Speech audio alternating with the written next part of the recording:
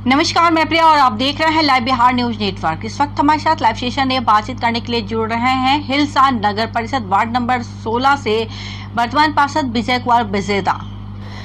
विजय जी नमस्कार। नमस्कार। बहुत बहुत स्वागत है Vijay ji live Bihar news network में। आप तमाम लोगों को भी मेरे तरफ से आप लोग को प्रणाम, आपको नमस्कार। और आपके चैनल के माध्यम से मैं हिलसा नगर परिषद के सभी सम्मानित जनता को भी प्रणाम करता हूँ। जी अजय जी, कार्यकाल कैसा रहा आपका विजय जी? बहुत बढ़िया, बहुत बढ़िया। जैसा उम्मीद करते थे उससे भी बढ़िया। लोगों को प्यार मिला, लोग हमें प्यार दिए, लोगों के बीच में मुझे जाने का मौका मिला, काम करने का मौका मिला।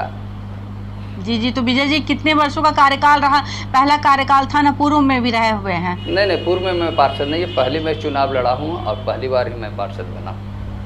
जी, तो क्या कुछ बड़ी चुनौतियां थी कार्यकाल के दौरान सामने जब अपने वार्ड को संभाला? किस बड़ी चुनौती पे कार्य किया आपने? देखिए, मैं जब चुनाव लड़ा था तो मैं पब्लिक के बीच में गया था, तो लोगों के पास एक निराशा, बहुत बड़ी निराशा थी कि पूर्व में भी जो पार्षद हमारे पास थे वो लोगों के बीच में रेगुलर नहीं रहते थे, लोगों को समय नहीं देते थे। जब कभी भी सुख और दुख की बातें आती थी तो उस वक्त लोग नज़र नहीं आते थे, तो हम लोग परेशान हो जाते थे। उस परेशानी को दूर करने के लिए लोग नहीं आते थे। ये मेरे लिए बहुत बड़ी चुनौती थी और मुझे लगा था कि यदि इस टाइप की लोगों की सोच है तो सबसे पहले मैं इस चुनौती को स्वीकार करूं और लोगों का जो कंप्लेन है मैं दूर करूं, और उसके लिए मैं किया। और दूसरा जो चुनौती था कि मेरा जो वार्ड है नगर परिषद हिलसा का ऐतिहासिक स्थल है, वो सूर्य मंदिर तालाब है। उस तालाब की स्थिति इतनी थी कि इतनी गंदी थी कि आसपास के वहाँ पे लगभग छठ व्रत जब होता है तो लगभग आसपास से लाखों लोग आते थे हैं छठ व्रत करने के लिए, और वो बहुत ही गंदे स्थिति में था। आज से मैं उस स्थिति को पूरी तरह से बदल के रख दिया हूँ। आप देख सकते हैं हिलसा का सूर्य मंदिर तालाब, जहाँ पे न सीढ़ी का स्थिति ठीक था, न सूर्य मंदिर तालाब के आसपास का जो गली था, नली था, उसकी स्थिति ठीक थी। मैं उन तमाम चुनौतियों को स्वीकार आया और उस पर काम किया। विजय जी, आवास योजना की बात करें, कितने लोगों को लाभ हुआ आपके कार्यकाल के दौरान? देखिए, मेरा जो वार्ड है वो नगर का एक ऐसा वार्ड है जहाँ पे आवास का लाभ लेने वालों की संख्या बहुत कम है, या कहे तो गिने चुने 2-4 लोग ऐसे होंगे जिनकी इसकी आवश्यकता है, जिससे मैं दिलाने का काम किया और उसमें मेरा ऑफिस से पूरी तरह से सहयोग किया है। जी, और विजय जी आपके वार्ड में नली गली की क्या स्थिति है? इस पर कितना कार्य हुआ निर्माण पर? नली गली का आज का जो स्थिति है, मैं समझता हूँ कि मेरे वार्ड में जगह नहीं बचा है जहाँ पे नली गली का मैं निर्माण करवाऊँ।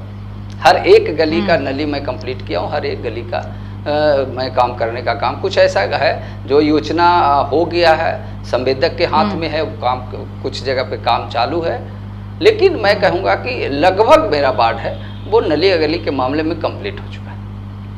जी, और नल जल योजना पे बात करें विजय जी, इसकी क्या स्थिति है? इस पर कितना कार्य हुआ? 100% घरों में नल जल का सुविधा दे दिया गया। जिनको आवश्यकता थी, जो डिमांड किए, उनके घर तक वो नल का जल पहुंचा दिया गया। जी, तो पानी वगैरह रेगुलरली मिल जाता है ना? किसी तरीके की समस्या भी आ रही है? कहीं कोई समस्या नहीं है। जब कभी कोई समस्या होता है, हो सकता है बिजली का आपूर्ति नहीं रहता, उस वक्त मोटर नहीं चलता है, तो लोगों का कंप्लेन आता है कि भाई पानी नहीं आ रहा है। तो उस स्थिति में हो सकता है घंटा 2 घंटा आगे पीछे होता है, मैं तुरंत उस पर भी काम करता हूँ। जैसे ही बिजली आता है तो मोटर चालू करवाता हूँ, हर के घर में पानी पहुँचवाता हूँ, कहीं से कोई समस्या नहीं। जी, अजय राशन वगैरह की क्या व्यवस्था है? राशन का जो व्यवस्था है, जो भी हमारे वार्ड के जो लाभुक लोग हैं उन लोगों का सुचारू रूप से राशन मिल रहा है। मेरे यहाँ जो भी हमारे पीडीएस दुकानदार हैं, वो कहीं भी कोई कमी होता है तो मैं तुरंत उनसे संपर्क करता हूँ, और सुविधा में कोई कमी ना हो इसके लिए मैं उन्हें तुरंत निर्देश देता हूँ। कहीं कोई कंप्लेन नहीं है। जी, और विजय जी पेंशन योजना का लाभ कितने लोगों को हो रहा है इस वक्त? पेंशन योजना की बात करें, मैं तो काउंटिंग नहीं कर सकता हूँ। मेरे कार्यालय में या फिर मैं जहाँ जाता हूँ, जो भी पेंशन की बात करते हैं, जो सब लोगों को मैं बनाया हूँ। काउंटिंग मेरे पास एग्जैक्ट नहीं है। जी, विजय जी साफ सफाई वगैरह की व्यवस्था वो कैसे चल रही है वार्ड में? साफ सफाई का तो आवश्यकता जितना पड़ा है, मैं खुद वहाँ पे रह करके काम किया हूँ, और सफाई के मामले में कोई कंप्लेन नहीं देख सकते। लेकिन एक कंप्लेन हमारा हमेशा रहा है, जो कि कहीं ना कहीं अतिक्रमण के कारण नाले का जो समस्या है, बाहर उसका निकास बंद कर दिया गया है, तो पानी नहीं निकल पाता, जिसके कारण थोड़ी गंदगी रहती है। बाकी जहाँ भी ज़रूरत है मैं हर जगह पे सफाई पर ध्यान दिया हूँ, कहीं से कोई परेशानी नहीं।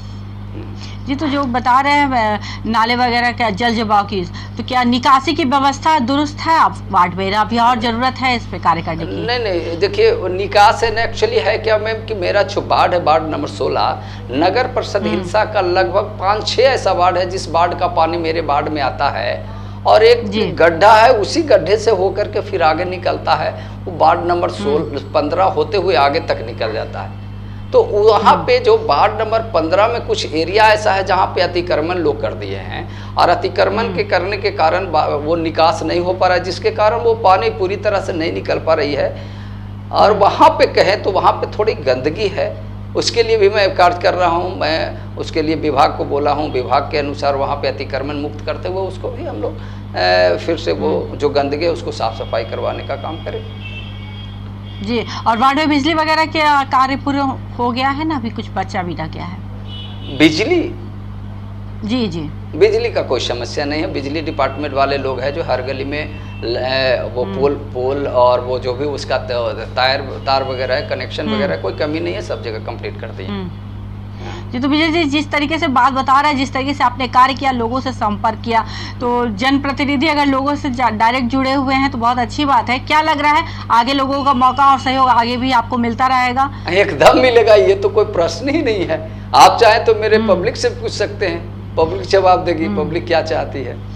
मैं तो विजय जी अगर विजय जी दोबारा जीत करके आते हैं, जिस तरीके से आपने वार्ड के लिए कार्य किया, आगे और क्या कुछ करना है? दोबारा आते हैं? सबसे बड़ी बात है, हिंसा का एक ऐतिहासिक कार्य है वो मैं करने जा रहा हूँ। हमारे वार्ड में छठ व्रत करने के लिए लाखों लोग आते हैं, और वहाँ हमारे ही वार्ड के अंतर्गत मैं अपने आप को सौभाग्यशाली समझता हूँ कि मेरे वार्ड में धर्म के नाम पे आस्था की बात किया जाए तो सूर्य मंदिर का जो तालाब है वो मेरे ही वार्ड में है। सूर्य मंदिर है, बहुत सारा मंदिर है, वहाँ पे धर्म पूजा पाठ करने के लिए लोग आते हैं, और सबसे बड़ी बात है लोक आस्था का महापर्व छठ करने के लिए लोग आते हैं। तो उस छठ करने के दौरान जो वहाँ पे कमी रही, तो सूर्य मंदिर तालाब को मैं सौंदर्यीकरण के लिए पूरी तरह से काम कर रहा हूँ और उसको कंप्लीट करके दिखाऊंगा।